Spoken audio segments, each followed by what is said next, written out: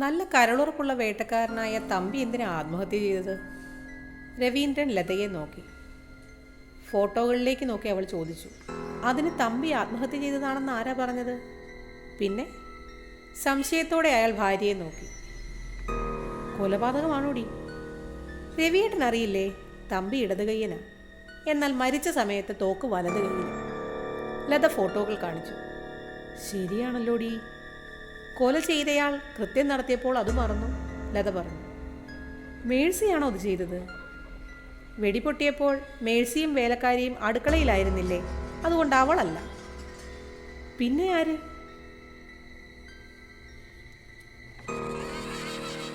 കുറ്റാന്വേഷണ നോവൽ രംഗത്ത് അല്ലെങ്കിൽ ത്രില്ലർ നോവൽ രംഗത്ത് 1975 മുതൽ മലയാളി കേട്ടു തുടങ്ങിയ ഒരു പേര്. ഒരുപക്ഷെ പേര് കേൾക്കുമ്പോൾ മലയാളിയാണോ എന്നുപോലും ആദ്യം സംശയിച്ചു പോയേക്കാവുന്ന ഒരു പേര്, ബാറ്റൺ ബോസ്. എത്രയോ വർഷങ്ങളായി മലയാള വായനക്കാരെ ഒരുപാട് ആകാംക്ഷ നിറഞ്ഞ മുഹൂർത്തങ്ങളിലൂടെ കൈപിടിച്ച് നടത്തി ഉദ്വേഗവും അല്പം സസ്പെൻസും ഒക്കെ ഒളിപ്പിച്ചു വെച്ച നോവലുകൾ നമുക്ക് തന്ന ഒരു എഴുത്തുകാരനാണ് ബാറ്റൺ ബോസ്. അദ്ദേഹത്തിൻ്റെ ഏറ്റവും പുതിയ പുസ്തകമാണ് മാതൃഭൂമി ബുക്സിലൂടെ പുറത്തിറങ്ങിയ 20 കുറ്റാന്വേഷണ കഥകൾ. ഒറ്റ വാക്കിൽ പറഞ്ഞാൽ 20 ക്യാപ്സ്യൂൾ കഥകൾ എന്ന് നമുക്ക് വിളിക്കാം. അതായത് ഒരുപാട് വിശദീകരിച്ചല്ലാത്ത ചെറിയ വാക്കുകളിൽ കുറഞ്ഞ പേജുകളിൽ നിൽക്കുന്ന കുറ്റാന്വേഷണ കഥകൾ. വായിക്കുമ്പോൾ നമുക്ക് ആദ്യം തോന്നാവുന്നൊരു ചോദ്യം ഇത് തന്നെയാണ്: ഇത്രയും കുറഞ്ഞ വാക്കുകളിൽ ഒരു കുറ്റാന്വേഷണം കഥ പറഞ്ഞു തീർക്കാൻ പറ്റുമോ? പക്ഷെ അത് പറ്റുമെന്ന് തെളിയിച്ചു തന്നിരിക്കുകയാണ് എഴുത്തുകാരൻ ഈ പുസ്തകത്തിലൂടെ.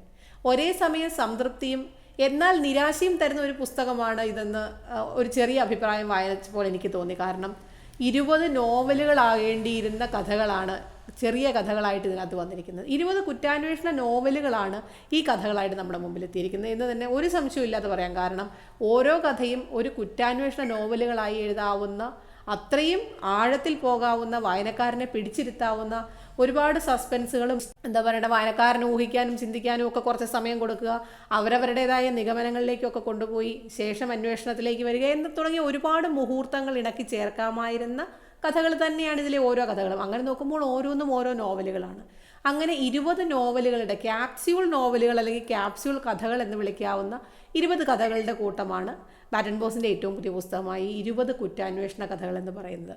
ഇതിൽ തീർച്ചയായും വായനക്കാർക്ക് ഒരു വായിച്ചു പോകുന്ന ഒരു കുഞ്ഞു കഥയാണ്, അല്ലെങ്കിൽ ഇതൊരു കുറ്റാന്വേഷണ കഥയാണ്, തീരെ ചെറുതായി പോയല്ലോ എന്നുള്ള യാതൊരുവിധ അതൃപ്തിയോ അല്ലെങ്കിൽ ഇത്രയും ചെറിയ വാക്കുകളിൽ എഴുതിയത് കൊണ്ടും കുഞ്ഞിക്കഥയായതുകൊണ്ടും ഇതിനകത്ത് എന്തെങ്കിലും മിസ്സിങ് വന്നിട്ടുണ്ടെന്നുള്ള തോന്നലോ അങ്ങനത്തെ യാതൊന്നും വരാത്ത രീതിയിൽ, എന്നാൽ അതിലെ എല്ലാ ഭാഗങ്ങളും ഉൾപ്പെടുത്തിക്കൊണ്ട് ഒരു അന്വേഷണത്തിൻ്റെ ഘട്ടങ്ങളുണ്ട്, അല്ലെങ്കിൽ ചോദ്യം ചെയ്യലിൻ്റെ ഘട്ടങ്ങളുണ്ട്. പക്ഷേ ഇതെല്ലാം ഉൾപ്പെടുത്തിക്കൊണ്ട് ഇത്രയും കുറഞ്ഞ വാക്കുകളിൽ ഈ ഒരു കുറ്റാന്വേഷണ കഥകൾ എഴുതി അതിനെ ഫലിപ്പിച്ചു എന്ന് പറയുന്നത് തന്നെ വലിയൊരു എഫേർട്ടാണ്. അത് തീർച്ചയായിട്ടും എഴുത്തുകാരൻ എടുത്തിരിക്കുന്ന ആ ഒരു എഫേർട്ടിൻ്റെ ആ ഒരു ഫലം നമുക്ക് ഈ പുസ്തകം വായിക്കുമ്പോൾ നമുക്ക് മനസ്സിലാക്കാൻ സാധിക്കുന്നുണ്ട്. നമ്മൾ കണ്ടു പരിചയിച്ച പല പല പ്ലോട്ടുകളാണെങ്കിലും ഒട്ടും ആവർത്തന വിരസതയില്ലാതെ ഓരോ കഥകളും അവതരിപ്പിക്കാനായിട്ട് കഴിഞ്ഞിട്ടുണ്ട് എന്നുള്ളത് ഈ പുസ്തകത്തിൻ്റെ ഒരു പ്രത്യേകതയാണ്.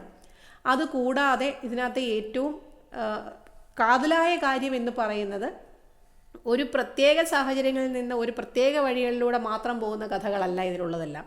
അന്വേഷണമുണ്ട്, മോഷണമുണ്ട്, കൊലപാതകമുണ്ട്, തുടങ്ങിയ എല്ലാ ചേരുവകളും നമുക്ക് ഒരു വായനക്കാരൻ എന്ന നിലയ്ക്ക് നമ്മളെ ആകാംക്ഷ ജനിപ്പിക്കുന്ന എല്ലാ ഘടകങ്ങളും ഉൾപ്പെടുത്തിക്കൊണ്ടുള്ള കഥകളാണ് 20 കുറ്റാന്വേഷണ കഥകൾ. 20 കുറ്റാന്വേഷണ കഥകളും 20 വിധത്തിൽപ്പെട്ടവയാണ്. അതുകൊണ്ട് ഒരു കഥ വായിച്ച് അടുത്തതിലേക്ക് കടക്കുമ്പോൾ ഒരു ആവർത്തന വിരസതയില്ല, അല്ലെങ്കിൽ അതിൻ്റെ അടുത്തതിലേക്ക് പോകുമ്പോൾ ഇത് മുൻപ് വായിച്ച പ്ലോട്ടല്ലേ എന്ന് ഒരിടത്തും നമുക്ക് തോന്നുന്നില്ല. ഓരോന്നിലും ആ കഥയുടെ പുതുമ നിലനിർത്തിക്കൊണ്ട് അടുത്തത് എന്താണ്, അടുത്ത കഥ എന്താണ് എന്ന് വായിക്കാൻ തോന്നുന്ന വിധത്തിൽ വായനക്കാരനെ പിടിച്ചിരുത്തുന്ന ഒരു മാന്ത്രികത ഉൾപ്പെടുത്തിക്കൊണ്ടുള്ള കഥകളാണ് ഇതിനകത്ത് 20 കഥകളും. അതുകൊണ്ട് തന്നെ നമുക്ക് ഓരോ കഥ തീരുമ്പോഴും അടുത്ത കഥയിലേക്ക് പോകാനുള്ള ഒരു ടെൻഡൻസി ഓട്ടോമാറ്റിക്കലി വായനക്കാരൻ എന്ന നിലയ്ക്ക് നമുക്കുണ്ടാകും. 20ാമത്തെ കഥ വായിച്ചു കഴിയുമ്പോൾ പുസ്തകം തീർന്നു പോയല്ലോ എന്നൊരു നിരാശ നമുക്ക് തോന്നുന്ന തരത്തിലാണ് ഈ പുസ്തകം നമുക്ക് മുന്നിലെത്തിയിരിക്കുന്നത്. ഇത് പുറത്തിറക്കുന്നത് ഞാൻ പറഞ്ഞ പോലെ തന്നെ മാതൃഭൂമി പബ്ലിഷേഴ്സാണ്. ഗ്രാസ് റൂട്ട്സ് പറഞ്ഞ ഇംപ്രിൻ്റാണ് ഇറക്കിയിരിക്കുന്നത്. 150 രൂപയാണ് പുസ്തകത്തിൻ്റെ മുഖവില വരുന്നത്. അത് കണ്ടാൽ തന്നെ അറിയാം, ചെറിയൊരു പുസ്തകം, വളരെ കുറഞ്ഞ പേജുകളിൽ. സത്യം പറഞ്ഞാൽ ഈ പുസ്തകം എടുക്കുമ്പോൾ ഒരു ഏതാണ്ട് 100 പേജിനുള്ളിൽ, 90-95 പേജിനുള്ളിൽ നിൽക്കുന്ന ഒരു പുസ്തകം. ഇത് കാണുമ്പോൾ നമുക്ക് തോന്നും ഇതിൽ 20 കുറ്റാന്വേഷണ കഥകൾ ഈ പുസ്തകത്തിലോ, അതോ ഇനി ഒരു കഥയുടെ പേരാണോ ഈ 20 കുറ്റാന്വേഷണ കഥകൾ എന്ന് പറയുന്നത് എന്ന് പോലും നമുക്ക് സ്ഥിരമായിട്ട് വായനക്കാർക്ക്, ഈ കഥകളെ വായിക്കുന്ന ഒരാൾക്ക് തോന്നാവുന്ന എല്ലാവിധ സംശയങ്ങളോടും കൂടി തന്നെയാണ് നമ്മളിത് കയ്യിലെടുക്കുന്നത്. നമ്മളൊരു കുറ്റാന്വേഷണത്തെ ഒരിക്കലും ഈ വലിപ്പത്തിൽ പ്രതീക്ഷിക്കുന്നില്ല അല്ലേ. അപ്പോൾ ഇതിലാണ് 20 കഥകൾ ഒളിപ്പിച്ച് വെച്ചിരിക്കുന്നത്. എന്തായാലും ത്രില്ലർ വായന അല്ലെങ്കിൽ ഒരു ആകാംക്ഷ നിറഞ്ഞ വായനയ്ക്കും നമ്മൾ എന്താ പറയണത്, കുറച്ച് നമ്മൾ അന്വേഷണത്തിൻ്റെ കൂടെ സഞ്ചരിക്കുകയും നിഗമനങ്ങളിലൂടെയൊക്കെ പോകുന്ന ഒരു വായനക്കാരനെ സംബന്ധിച്ചിടത്തോളം തീർച്ചയായിട്ടും നല്ലൊരു പുസ്തകമാണ്. അപ്പോൾ ഇനി നിങ്ങളുടെ അടുത്ത വായനയിലേക്ക് മുതൽക്കൂട്ടായിട്ട് നിർദ്ദേശിക്കാവുന്ന ഒരു പുസ്തകം എന്ന് എനിക്ക് തോന്നി. വായിച്ചപ്പോൾ എനിക്ക് ഇതിനകത്ത് മറ്റൊന്നും തോന്നിയില്ല. ക്യാപ്സ്യൂൾ കഥകൾ എന്നതിലുപരി, അല്ലെങ്കിൽ തീർന്നു പോയല്ലോ 20 കഥകൾ പെട്ടെന്ന് തീർന്നു പോയല്ലോ എന്നതിനപ്പുറത്തേക്ക് മറ്റൊന്നും തോന്നാത്ത ബാറ്റൺ ബോസ് എന്ന നമ്മൾ വളരെ കാലങ്ങളായിട്ട്, ഞാൻ പറഞ്ഞില്ല 1975 മുതൽ എഴുതി തുടങ്ങിയ ഡോക്ടർ സീറോ എന്ന തൻ്റെ നോവലിലൂടെ മലയാളി മനസ്സിലേക്ക് കടന്നിരുന്ന ഒരു എഴുത്തുകാരനാണ് ബാറ്റൺ ബോസ്. അദ്ദേഹം തൻ്റെ 13-ാമത്തെയോ 15-ാമത്തെയോ വയസ്സിലാണ് ഈ ഡോക്ടർ സീറോ എഴുതുന്നത്. അപ്പോൾ ആ ഒരു കാലഘട്ടം മുതലേ നമ്മുടെ മലയാളി വായനക്കാർക്കിടയിൽ എല്ലാവർക്കും സുപരിചിതനായ, പണ്ടത്തെ എന്താ പറയുക, നോവൽ ഖണ്ണശ പ്രസിദ്ധീകരിച്ചിരുന്ന നോവലുകളിലെല്ലാം തന്നെയും നമ്മൾ കേട്ടുപഴകിയ നോവലുകളിലൊക്കെ ഉണ്ടായിരുന്നൊരു പേരാണ് ബാറ്റൺ ബോസ് എന്ന് പറയുന്നത്. അപ്പോൾ ആ ഒരു എഴുത്തുകാരൻ്റെ തൂലികയിൽ നിന്ന് നമ്മളെ ഒട്ടും നിരാശനാക്കാത്ത ഒരു പുസ്തകം എന്ന് തന്നെ നമുക്ക് ഈ 20 കുറ്റാന്വേഷണ കഥകളെ വിളിക്കാം. അപ്പോൾ ആരെങ്കിലും വായിക്കാത്തവരുണ്ടെങ്കിൽ തീർച്ചയായിട്ടും നിങ്ങൾക്ക് വായിക്കാം. ഒട്ടും ഒരു നഷ്ടബോധം തോന്നാതെ ആസ്വദിച്ച് തന്നെ വായിക്കാവുന്ന ഈ നോവലുകൾ, ഈ പുസ്തകങ്ങൾ, അല്ലെങ്കിൽ ക്യാപ്സ്യൂൾ കഥകൾ. നമ്മൾ ബാറ്റൺ ബോസ് എന്ന് പറയുമ്പോൾ, അല്ലെങ്കിൽ അന്വേഷണം എന്ന് പറയുമ്പോൾ നോവൽ എന്നാണ് നമ്മുടെ മനസ്സിൽ ആദ്യം വരുന്നത്. അപ്പം അങ്ങനെ പറ്റിപ്പോകുന്ന നാക്കുപിശകുകളാണ് ഇടയ്ക്ക് ഈ നോവൽ എന്ന് പറയുന്നത്. പക്ഷേ ഇത് കഥകളാണ്, കുഞ്ഞു കുഞ്ഞു കഥകൾ. അപ്പോൾ തീർച്ചയായും എല്ലാവരും വായനയിലേക്ക് പരിഗണിക്കാവുന്ന ഒരു പുസ്തകം തന്നെയാണ് 20 കുറ്റാന്വേഷണ കഥകൾ. 150 രൂപയാണ് മുഖവില.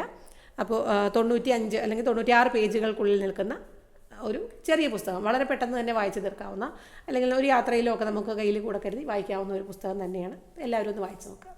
Thank you.